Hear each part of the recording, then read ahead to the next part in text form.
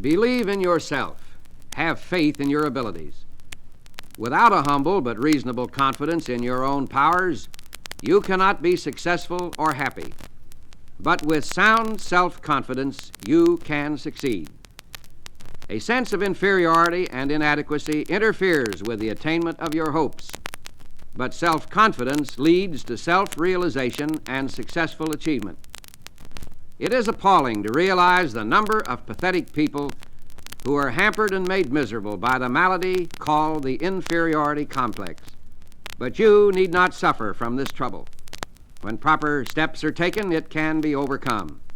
You can develop creative faith in yourself, faith that is justified. After speaking to a convention of businessmen in a city auditorium, I was on the stage greeting people when a man approached me and with a peculiar intensity of manner asked, "May I talk with you about a matter of desperate importance to me?" I asked him to remain until the others had gone. Then we went backstage and sat down. "I'm in this town to handle the most important business deal of my life," he explained. "If I succeed, it means everything to me. If I fail, I'm done for." I suggested that he relax a little, that nothing was quite that final. If he succeeded, that was fine. If he didn't, well, tomorrow was another day. "I have a terrible disbelief in myself," he said dejectedly. "I have no confidence. I just don't believe I can put it over. I'm very discouraged and depressed. Here I am, 40 years old. Why is it that all my life I've been tormented by inferiority feelings, by lack of confidence, by self-doubt? You talk about the power of positive thinking. How can I get some faith in myself?" "There are 2 steps to take," I replied. "First, it is important to discover why you have these feelings of no power. That requires analysis and will take time. We must approach the maladies of our emotional life as a physician probes to find something wrong physically. This cannot be done immediately, certainly not in our brief interview tonight, and it may require treatment to reach a permanent solution. But to pull you through this immediate crisis, I can give you a formula which will work if you will use it. As you walk down the street tonight, I suggest that you repeat certain words which I shall give you. Say them over several times after you get into bed. When you awaken tomorrow, repeat them 3 times before arising. On the way to your important appointment, say them 3 additional times. Do this with an attitude of faith, and you will receive sufficient strength to deal with this problem. Following is the affirmation which I gave him.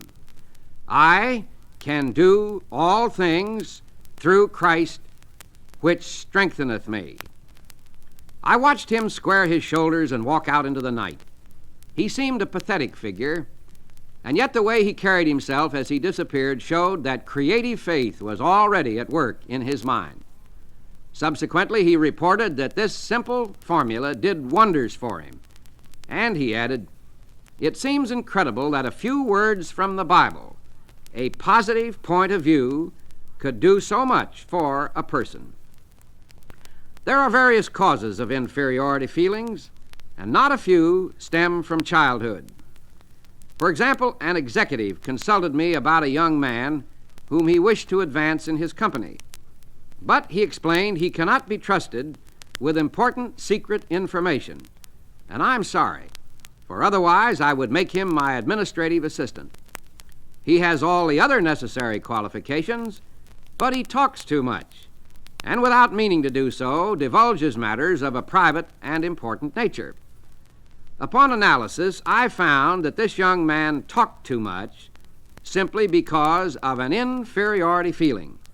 To compensate for that, he succumbed to the temptation of parading his knowledge. He associated with men who were rather well-to-do, all of whom had attended college and belonged to a fraternity. But this boy was reared in poverty. He'd not been a college man or a fraternity member.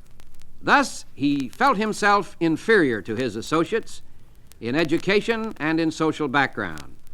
To build himself up with his associates and to enhance his self-esteem, His subconscious mind, which always seeks to provide a compensatory mechanism, supplied him with a means for raising his ego. He was on the inside in the industry and accompanied his superior to conferences where he met outstanding men and listened to important private conversations. He reported just enough of his inside information to cause his associates to regard him with admiration and envy. This served to elevate his self-esteem and satisfy his desire for recognition. When his employer became aware of the cause of this personality trait, being a kindly and understanding man, he pointed out to the young man how his inferiority feelings caused his unreliability in confidential matters. This self-knowledge, together with a sincere practicing of the techniques of faith, made him a valuable asset to his company. His real powers were released. The great secret for eliminating the inferiority complex is to fill your mind to overflowing with faith. Develop a tremendous faith in God, and that will give you a humble yet soundly realistic faith in yourself. A wise old man told me once, the best way to get over an inferiority complex is simply to pray big prayers and so to have big faith. Doubtless he was right, for the Scriptures say, according to your faith be it unto you. Big faith in God will give you real faith in yourself.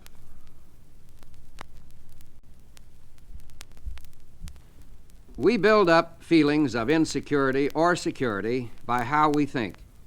If in our thoughts we constantly fix attention upon sinister expectations of dire events that might happen, the result will be constantly to feel insecure. And what is even more serious is the tendency to create, by the power of thought, the very condition we fear. Lack of self-confidence apparently is one of the great problems besetting people today. In a university, a survey was made of 600 students in psychology courses. The students were asked to state their most difficult personal problem. 75% listed lack of confidence. It can safely be assumed that the same large proportion is true of the population generally. Everywhere you encounter people who are inwardly afraid, who shrink from life, who suffer from a deep sense of insecurity. Deep within themselves, they mistrust their ability to meet responsibilities or to grasp opportunities. Always they are beset by the vague fear that something is not going to be quite right. They do not believe that they have it in them to be what they want to be. And so they try to make themselves content with something less than that of which they are capable. Thousands upon thousands go crawling through life on their hands and knees, defeated and afraid. And in most cases, such frustration of power is unnecessary. For example, a man 52 years of age consulted me. He was in great despondency. He revealed utter despair. He told me he was all through. He said that everything he'd built up over his lifetime had been swept away.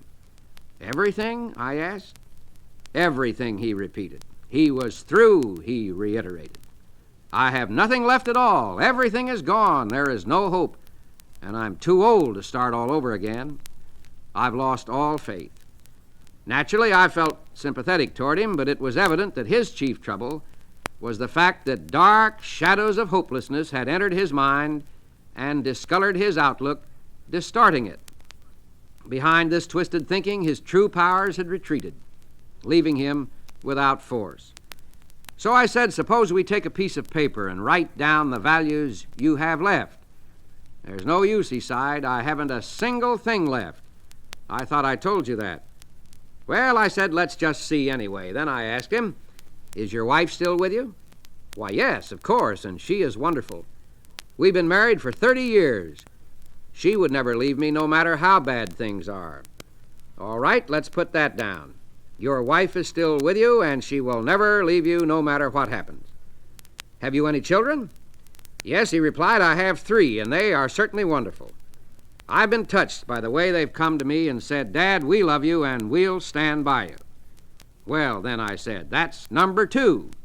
3 children who love you and who will stand by you. Got any friends, I asked.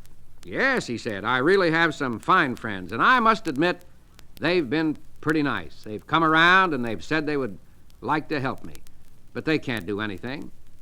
Well, that's number 3. You have some friends who would like to help you and who hold you in esteem.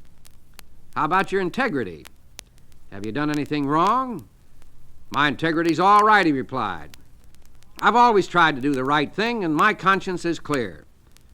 All right, I said, we will put that down as number 4, integrity. How about your health?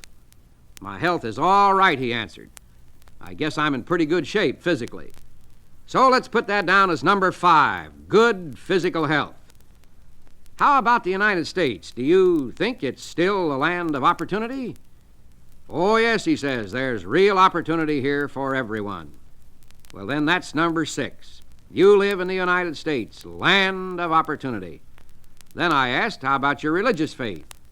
Do you believe God will help you? Yes, he said, I do not think I could have gotten through this at all without help from God. I shoved the paper across the table at him. Take a look at that.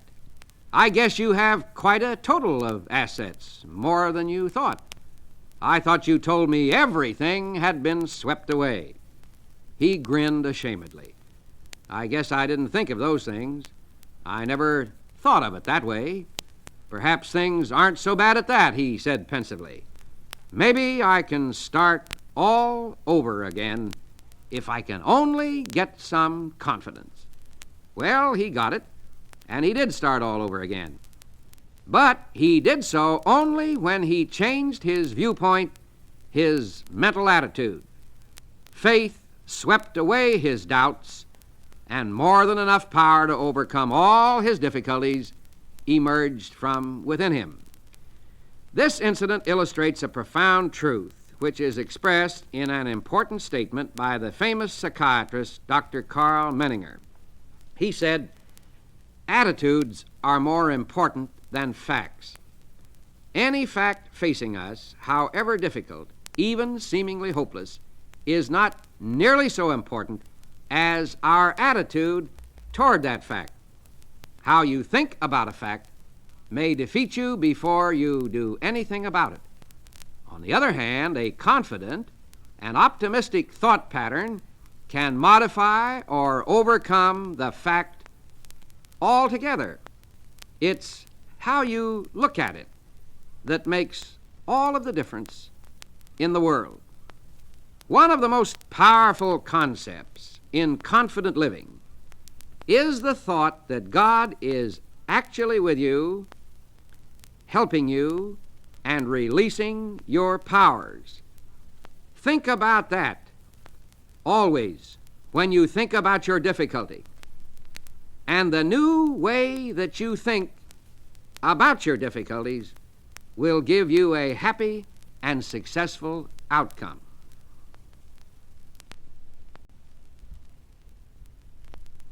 Everyone wants peace of mind.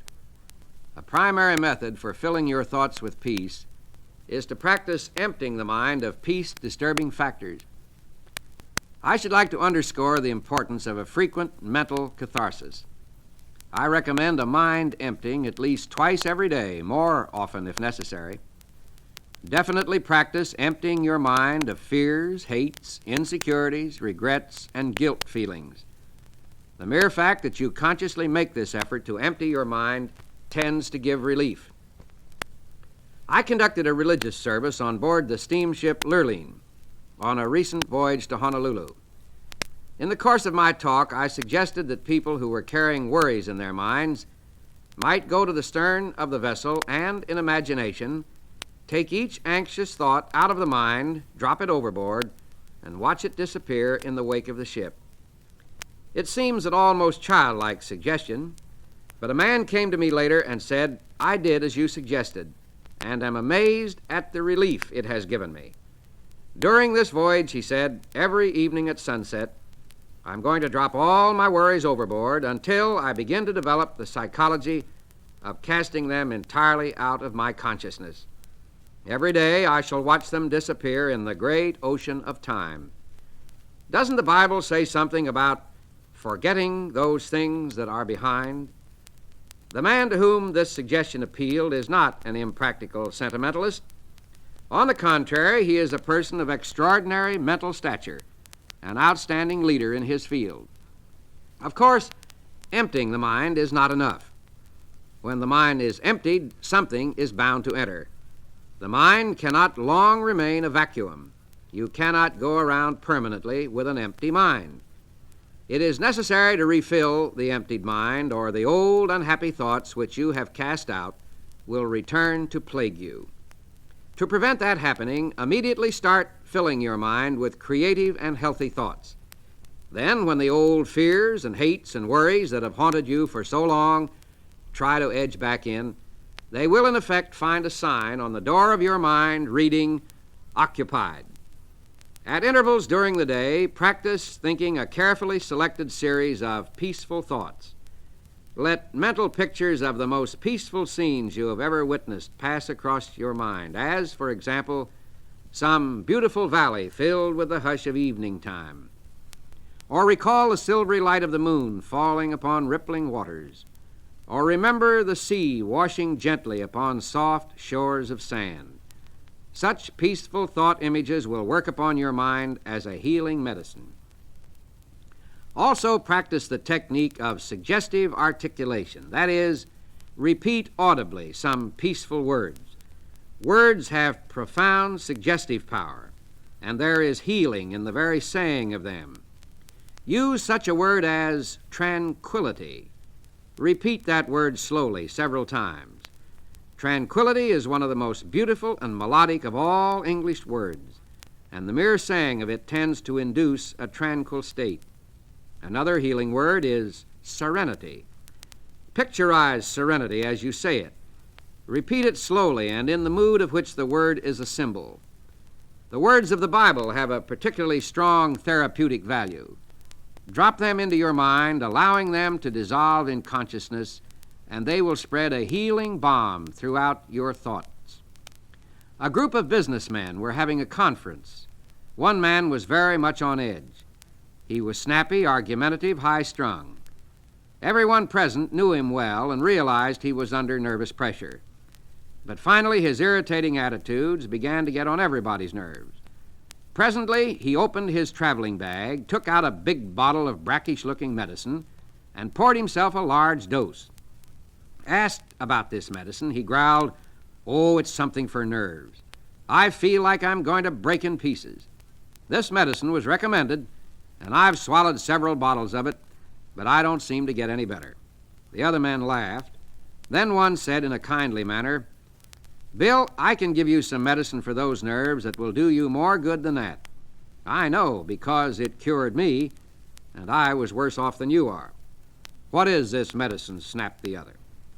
The other man reached into his bag and pulled out a book. "This book will do the job, and I really mean it.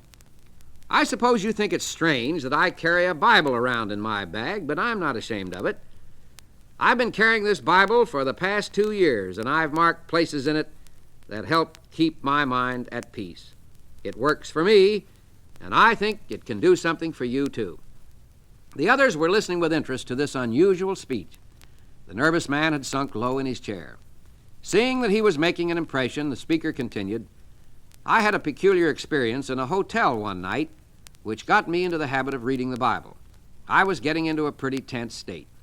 Standing by the dresser, my eye happened to fall upon a Bible lying there. Something impelled me, and I opened the book to one of the Psalms and started to read.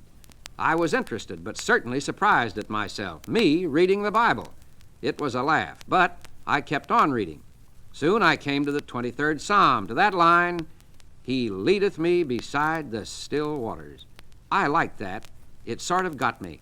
I sat there repeating it over and over, and the next thing I knew, I woke up. Apparently, I had dropped off to sleep and slept soundly. I slept only about 15 minutes, but upon awakening was as refreshed and rested as if I'd had a good night's sleep." So, after that experience, he said, "I use the Bible regularly, and I'm not nearly so nervous as I used to be." So he added, "Try that, Bill, and see if it doesn't work for you." Bill did try it, and he kept on trying it. And it must have worked well, for he is easy to get along with now. His emotions are under control. These men found that getting peace of mind isn't complicated. You merely feed your mind with thoughts that cause it to be peaceful. To have a mind full of peace, merely fill it full of peace. It's as simple as that.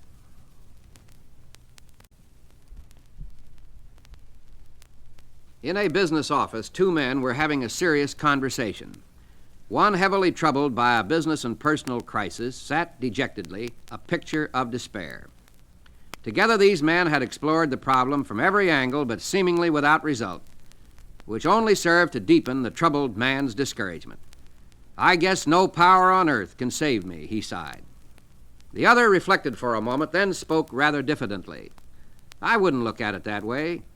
Personally, I believe there's an answer to every problem. There is a power that can help you."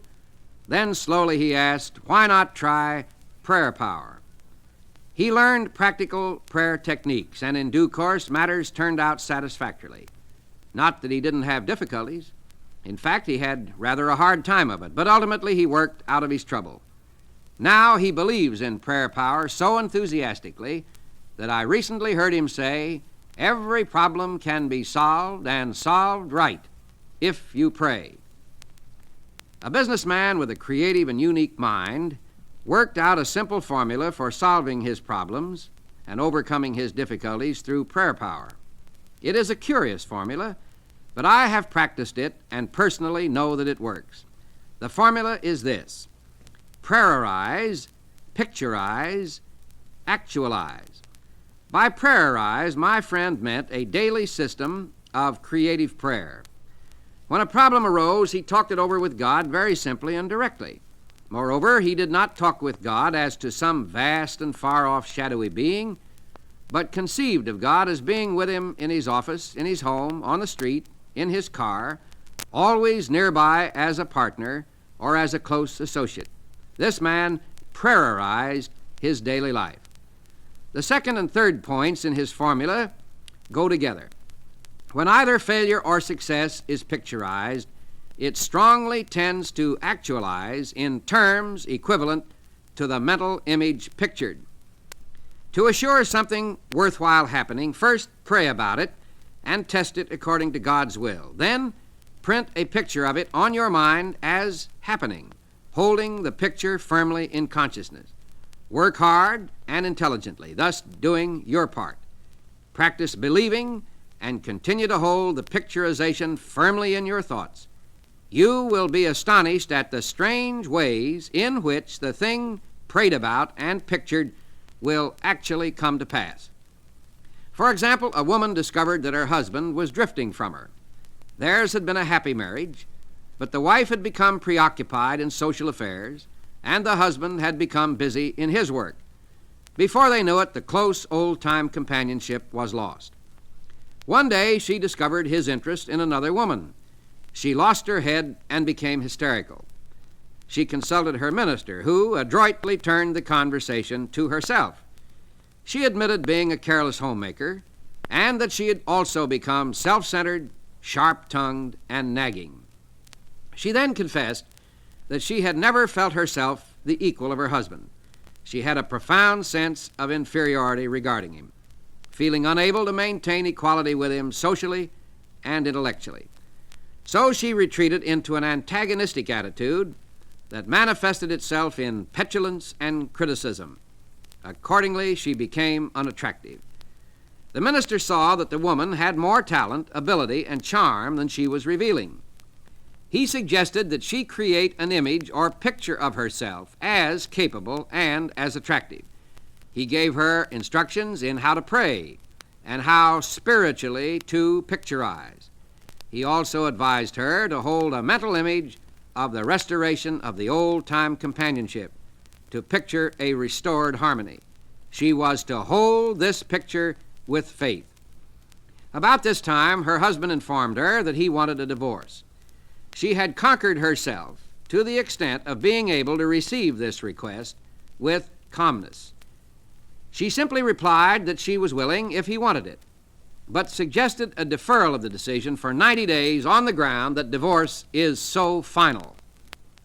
If at the end of 90 days you still feel you want a divorce, I will cooperate with you. She said this calmly. He gave her a quizzical look, for he had expected an outburst. Night after night he went out, and night after night she sat at home. But she pictured him as seated in his old chair. She painted an image of him there comfortably reading as in the old days. She visualized him as puttering around the house, painting and fixing things as he had formerly done. She visualized the two of them playing golf together and taking hikes as they once did. She maintained this picture with steady faith, and one night there he actually sat in his old chair. She looked twice to be sure that it was the reality rather than the picturization, but perhaps a picturization is a reality, for at any rate, the actual man was there. Occasionally he would be gone, but more and more nights he sat in his chair. Then he began to read to her as in the old days. Then, one nice Saturday afternoon, he asked, "What do you say to a game of golf?" The days went by pleasantly until she realized that the 90th day had arrived. So that evening she said quietly, "Bob, this is the 90th day." "What do you mean?" he asked, puzzled. "The 90th day. Why, don't you remember? We agreed to wait 90 days to settle that divorce matter, and this is the day." He looked at her for a moment, then, hidden behind his paper, turned a page, saying, "Don't be silly. I couldn't possibly get along without you. Where did you ever get the idea I was going to leave you?" The formula proved a powerful mechanism. This woman prayerized, she picturized, and the sought-for result was actualized.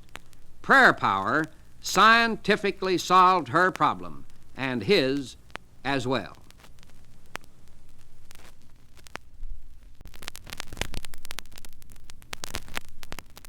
"Why does my boy fail in every job?" asked a puzzled father about his 30-year-old son.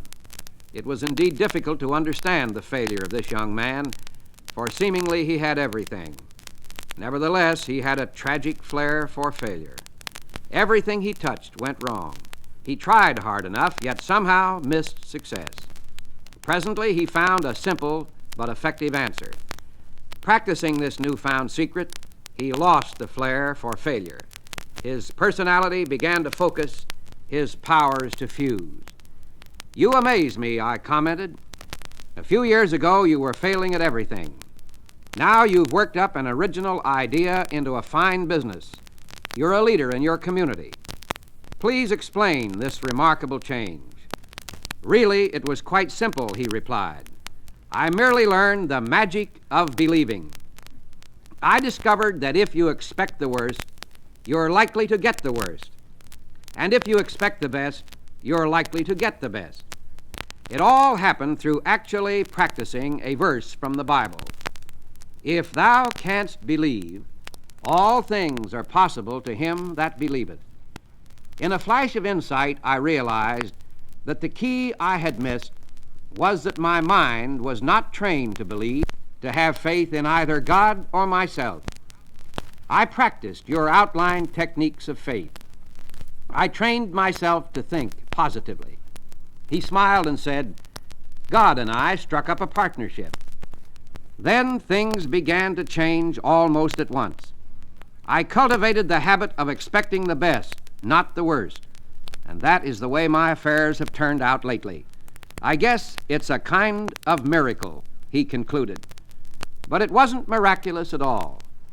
He had learned to use one of the most powerful laws in this world, of psychology and religion, namely, change your mental habits to belief instead of disbelief. Learn to expect, not to doubt. In so doing, you bring everything into the realm of possibility.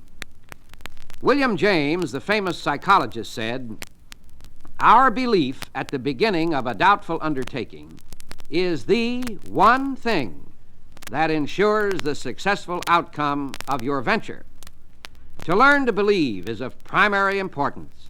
It is the basic factor of succeeding in any undertaking. When you expect the best, you release a magnetic force in your mind, which by a law of attraction tends to bring the best to you. It is amazing how a sustained expectation of the best sets in motion forces which cause the best to materialize. Let me give you a suggestion. I guarantee it will work. Start reading the New Testament and notice the number of times it refers to faith. Select a dozen of the strongest statements about each one. Let these faith concepts germinate in your conscious mind. Say them over and over, especially just before going to sleep. By a process of spiritual osmosis, they will sink from your conscious into your subconscious mind, and in time will reslant your basic thought pattern. This process will change you into a believer, into an expector, and when you become such, you will in due course become an achiever. Things become better when you expect the best, for being freed from self-doubt, you put your whole self, your whole heart into your endeavor. Nothing can stand in the way of the man who focuses his entire self, his whole mind, on a problem. A famous trapeze artist was instructing his students on how to perform on the high trapeze bar. Then he told them to demonstrate their ability. One student, looking up at the insecure perch upon which he must perform, was suddenly filled with fear. He had a terrifying vision of himself falling to the ground. He couldn't move a muscle, so deep was his fright. "I can't do it! I can't do it!" he gasped. The instructor put his arm around the boy's shoulder and said, "Son, you can do it, and I will tell you how." Then he made one of the wisest remarks I have ever heard. He said, "Throw your heart over the bar, and your body will follow." Write that one sentence on a card and put it in your pocket. Place it under the glass on your desktop. Tack it up on your wall. Stick it in your shaving mirror. Better still, write it on your mind. It's packed with power, that sentence. Throw your heart over the bar, and your body will follow. It means throw your faith over your difficulty. Throw your affirmation over every barrier. Throw your visualization of success over your obstacles. In other words, throw the spiritual essence of you over the bar, and your material self will follow in the victory groove thus pioneered by your faith-inspired mind. Expect the best, not the worst, and you will attain your heart's desire. It is indeed a fact that the person who thinks with positive self-reliance and optimism magnetizes his condition, and he releases inner power that helps him to attain his goal. So the secret is, expect the best at all times. Never even think of the worst. Drop it out of your thought. Relegate it. Let there be no idea in your mind that the worst will happen. Always entertain the concept of the best, never the concept of the worst, for whatever idea you take into your mind and hold there can grow and can materialize. Therefore, take the best about everything into your mind, and only that. Make it your obsession. Expect the best, and spiritually creative mind power aided by God power will produce the best.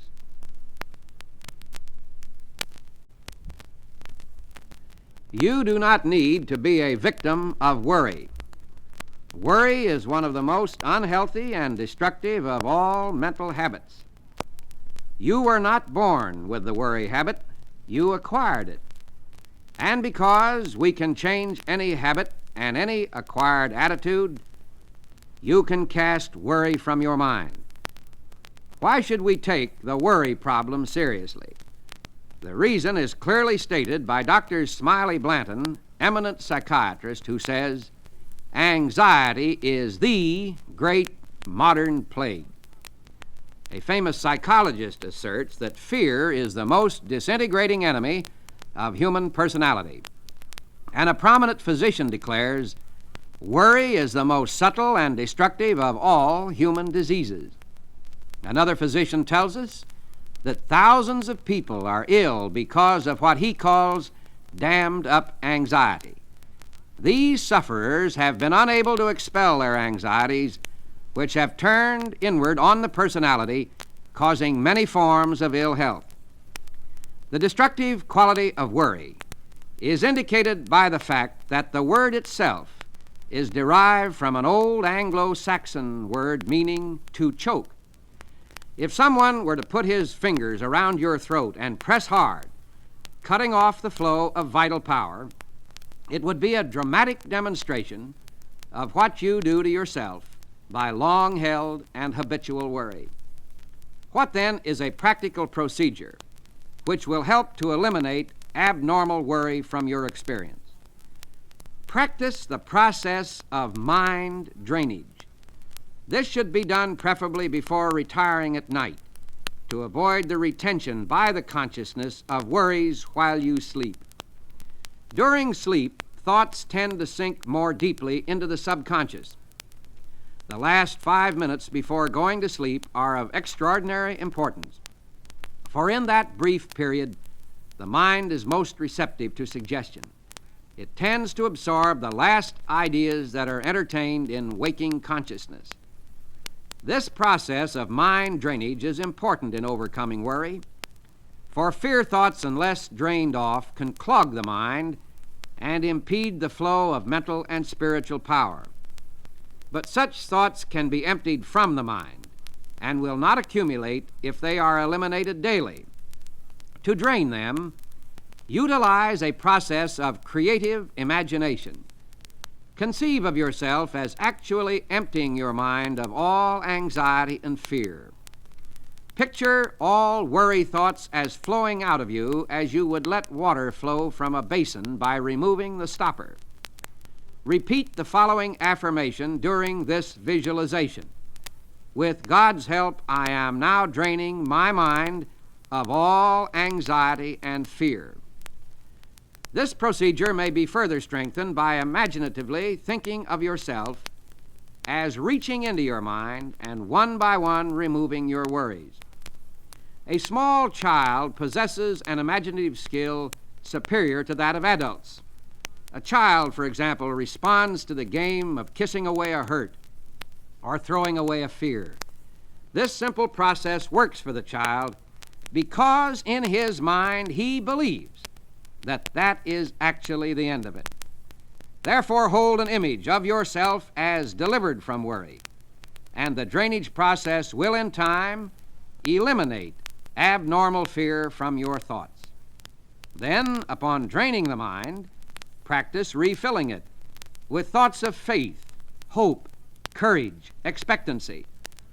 Say aloud such affirmations as the following: God is now filling my mind with courage, with peace, with calm assurance. God is now protecting me from all harm. God is now protecting my loved ones from all harm. God is now guiding me to right decisions. My good friend, the late Howard Chandler Christie, the famous artist, had a sound anti-worry technique. Scarcely ever have I known a man so filled with the joy and delight of life. Once I asked Mr. Christie, "Howard, don't you ever worry?"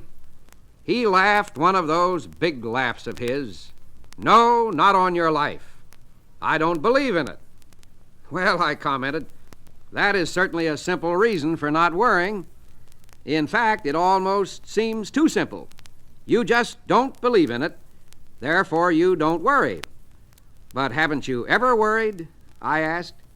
He replied, "Well, yes, I did try it once. I noticed that everybody else seemed to be worrying, and I figured I must be missing something. So one day I made up my mind to try it. I set aside a day as my worry day. The night before my worry day, I went to bed early to get a good night's sleep so that I would be rested up to do a good job of worrying the next day. In the morning, I ate a good breakfast, for you can't worry successfully on an empty stomach. And then I got at my worrying.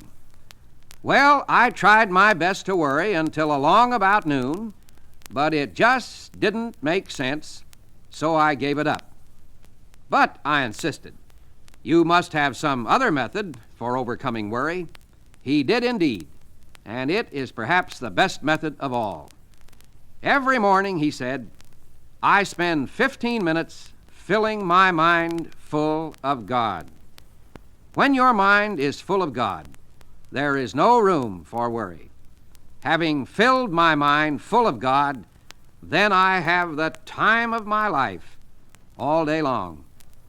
Well, I think Howard Christie had a wonderful method for overcoming worry.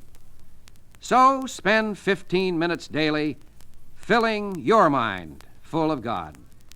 Cram your mind full of the I believe philosophy, and you will have no mental room left to accommodate thoughts of worry and lack of faith. You will learn to break the worry habit.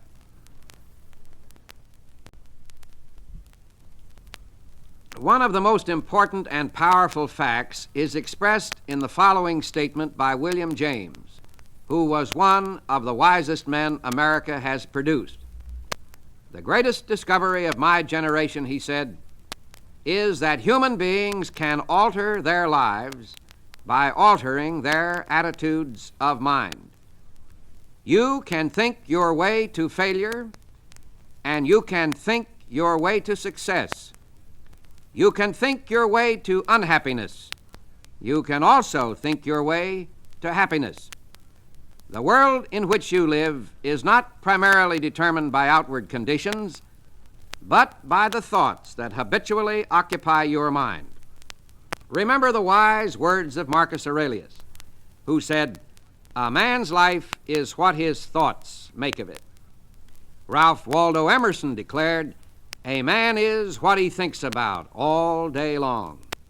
A famous psychologist tells us, "There is a deep tendency in human nature to become precisely like that which you habitually imagine yourself to be." Thoughts are things. They actually possess dynamic power.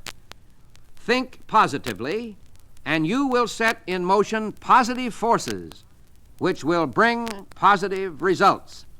On the contrary, think negative thoughts, and you create around yourself an atmosphere propitious to the development of negative results.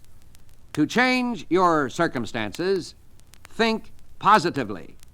Do not passively accept unsatisfactory circumstances, but form a picture in your mind of circumstances as they should be.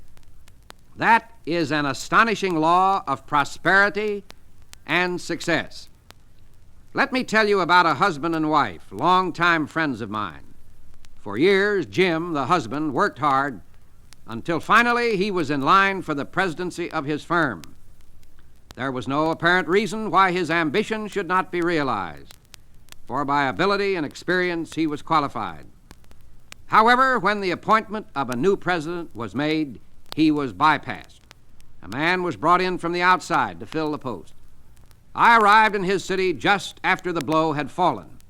The wife, Mary, was in an especially vindictive state of mind. At dinner, she bitterly outlined all that she would like to tell them. The intense disappointment, humiliation, frustration focused in a burning anger which she poured out to her husband and to me. Jim, on the contrary, was quiet. Obviously hurt, disappointed, and bewildered, still he took it courageously. Mary wanted him to resign immediately. She urged him to tell them off and tell them plenty and then quit. He seemed disinclined to take this action, saying perhaps it was for the best, and he would go along with the new man and help him in any way he could. The wife then asked me what I would do. I told her that I would, like herself, undoubtedly feel disappointed and hurt. but that I would try not to allow hate to creep in. For animosity not only corrodes the soul, but disorganizes thought processes as well. I suggested that what we needed was divine guidance, a wisdom beyond ourselves in this problem. There was such an emotional content in the problem that we might possibly be incapable of thinking the matter through objectively and rationally. I suggested, therefore, that we have a few minutes of quietness, that we sit quietly in an attitude of fellowship. It was not easy for the wife to accommodate herself to the mood suggested, but basically she was an intelligent person and she joined in the plan. Presently, after a few quiet minutes, I offered a prayer. I requested peace of mind for Jim and Mary, and went a step further and even asked God's blessing upon the new appointee. I also prayed that Jim would be able to fit into the new administration and give effective service. After the prayer, with a sigh, the wife said, "Yes, I guess that's the way to do it. When I knew you were coming to dinner, I feared that you would tell us to take a Christian position on this. Frankly, I didn't feel like doing that. I was boiling inwardly. But of course, I realized that the right answer to this problem is to be found through that approach. I will try it faithfully, as difficult as it may be." She smiled wanly, but the animus was gone. Gradually, they became fairly contented under the new arrangement. They were able to overcome their disappointment and ill will. Jim even confided to me that he liked the new president. He told me that he often called him in for consultation and seemed to lean on him. They went to the fullest extent to be cooperative. 2 years passed. I arrived in their city one day and telephoned them. "Oh, I'm so excited I can hardly speak," Mary said. I commented that that was an unusual state for her. Ignoring this remark, she cried, "Oh, the most wonderful thing has happened. Mr. So-and-so, naming the president, has been selected by another company at a big promotion for a special job which will take him out of our organization into a much better position," and she posed the question, "Guess what? Jim has been notified that he is now president of this company. Come over right away and let the three of us give thanks together." Later, Jim said, "I'm beginning to realize that Christianity isn't theoretical after all. We have solved a problem according to well-defined, spiritually scientific principles. I shudder to think," he said, "of the terrible mistake we would have made had we not gone at this problem according to the formula of right thinking and positive thinking. It's a very great law in problem solving. Think right and things go right."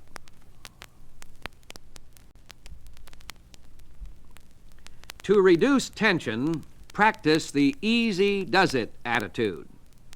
Do everything more slowly, less hectically, and without pressure. My friend Branch Rickey, famous baseball man, told me that he would not use a player, no matter how well he hits, fields, or runs, if he over-presses.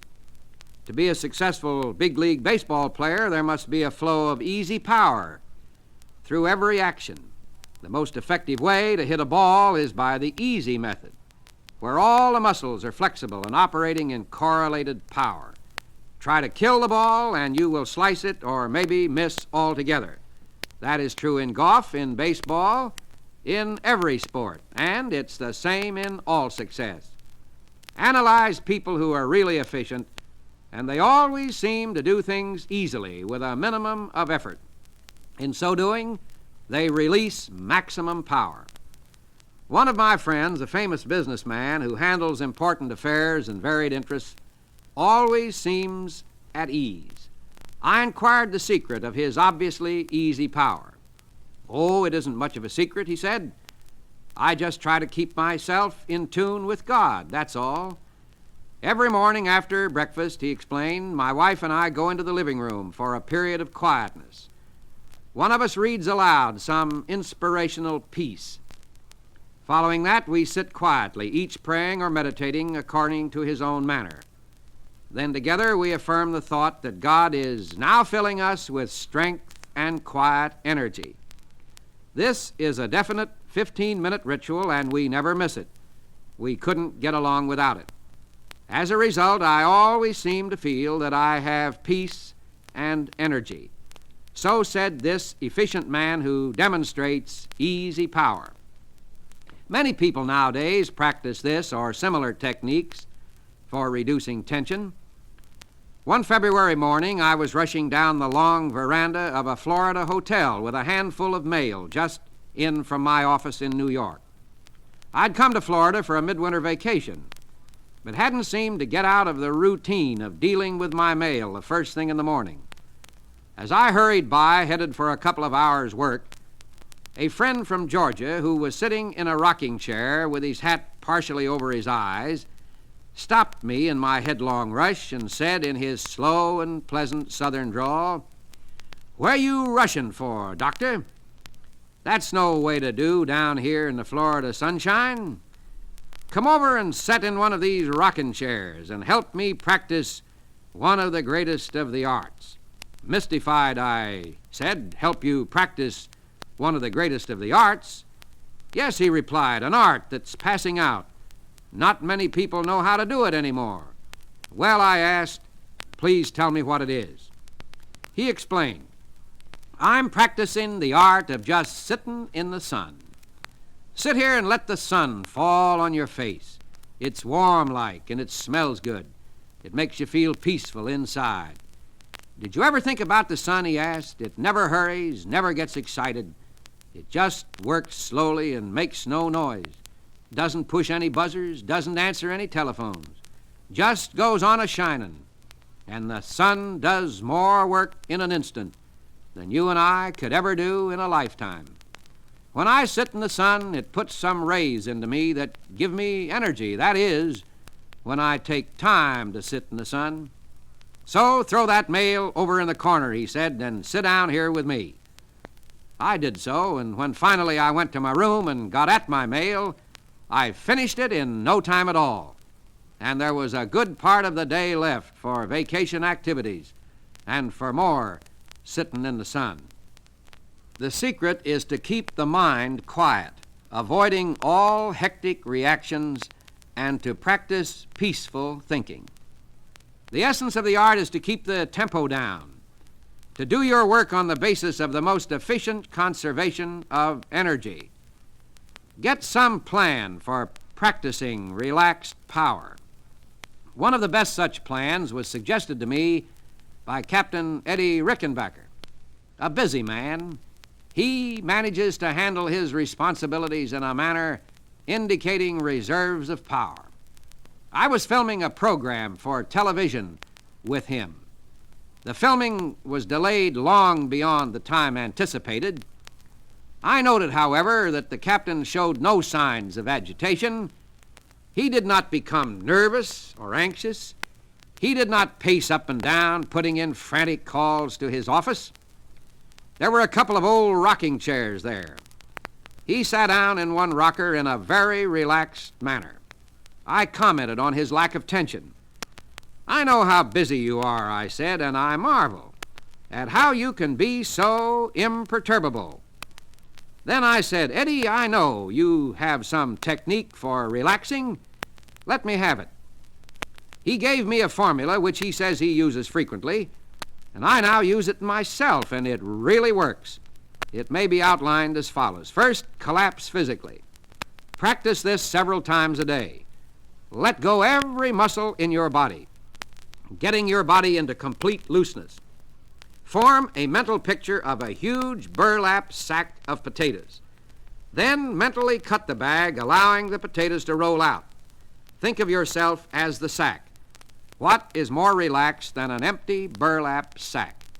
The second element in the formula is to drain the mind of all irritation, all resentment, disappointment, frustration, and annoyance.